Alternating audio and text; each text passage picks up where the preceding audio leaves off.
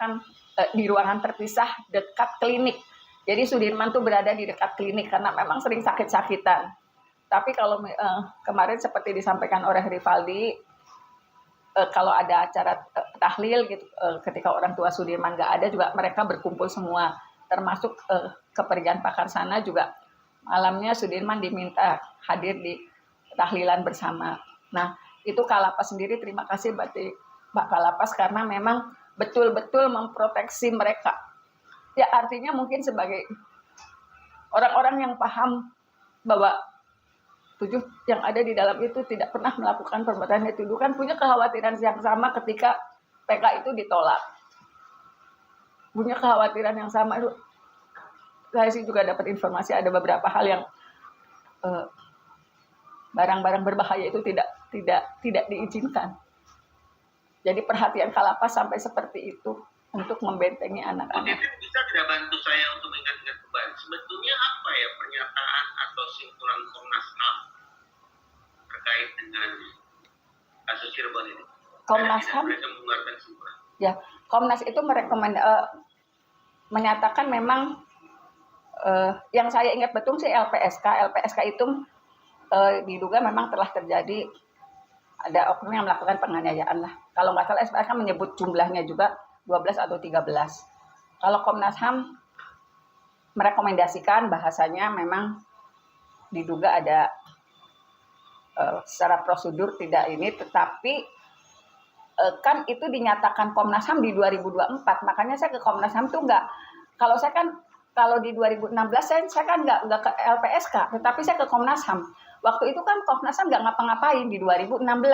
Tiba-tiba di 2024 merekomendasikan seolah-olah pada 2016 yang saya baca ya, saya juga hampir ini seolah-olah memang telah disidang kode etik, tapi kan dengan tegas Komnas HAM menyebutkan si A tidak terlibat gitu. Jadi saya sih apapun yang dinyatakan kayaknya saya nggak begitu, mohon maaf nggak begitu respect juga sih, karena kenapa itu disampaikan di 2024 setelah viral, padahal di 2016 saya justru datang ke Komnas HAM gitu. Tetapi kan di Bang Eksnabi kita sempat juga berbincang dengan teman dari LPSK.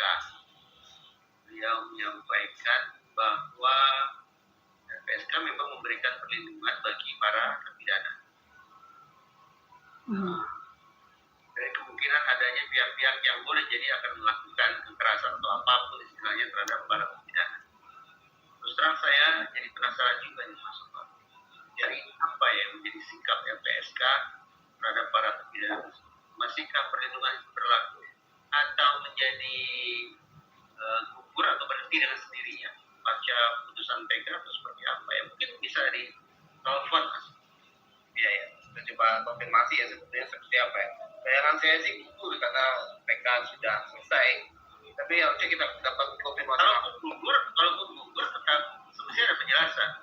Ya. Maksud gugur itu artinya apa? Apakah LPSK beranggapan bahwa para terpidana tidak perlu lagi mendapatkan perlindungan? Kalau memang demikian, berarti apakah para terpidana bisa dikatakan hari ini dalam kondisi aman-aman saja, tidak akan mungkin menjadi korban kekerasan siapapun? Ya tinggal dibalik saja gitu, logika yang dibangun LPSK tinggal dibalik. Syukur-syukur kita bisa berbincang dulu mas mereka. Ya, kalau nggak salah LPSK tuh setiap ini kontraknya 6 bulan mas. Jadi kayak Sakatatal misalnya, ketika permohonan setelah asesmen kemudian disetujui, itu sejak tanda tangan kontrak waktunya 6 bulan. Kalau masih bisa dibutuhkan diperpanjang lagi gitu. Kalau nggak salah begitu yang saya hadapi dengan Sakatatal ya. Jadi kalaupun mendapatkan perlindungan SPL LPSK itu kontraknya 6 bulan. Gitu. Ya. 6 bulan ada asesmen ulang berarti itu ya? Iya, kalau diperpanjang berarti harus tanda tangan kontrak lagi gitu. Karena saya Sakatata kan 2 kali perpanjangan. Ya. Komnas HAM sebetulnya sudah pernah juga diskusi dengan kita Mas di Bang Eksnabi kan. Ya. Nah, dia meminta maaf melambat mengeluarkan putusan yang memang diantaranya ya terjadi kekerasan, terjadi pelanggaran HAM di situ. Nah, itu tidak dikategorikan berat ya. Kalau temuannya seperti itu kan ya adalah saya yakin Pak Jitekok sudah kawan-kawan bisa menemukan jalan-jalan hukum berikutnya dengan sekian banyak baik dari diskusi kita maupun dari simpulan-simpulan yang sudah disampaikan oleh lembaga-lembaga terkait, baik PSK, Komnas HAM. Kompolnas juga kita ajak bicara, pertanyaan tentang temuan dan rekomendasi tim Mabes Polri apa, siapa Komnas. Saya sebutkan bersama Kompolnas itu, Kompolnas mau bicara. Ya, saya juga mau mencolok divisi Humas Mabes Polri, tapi sepertinya lebih mudah komunikasi dengan Kompolnas daripada dengan divisi Humas.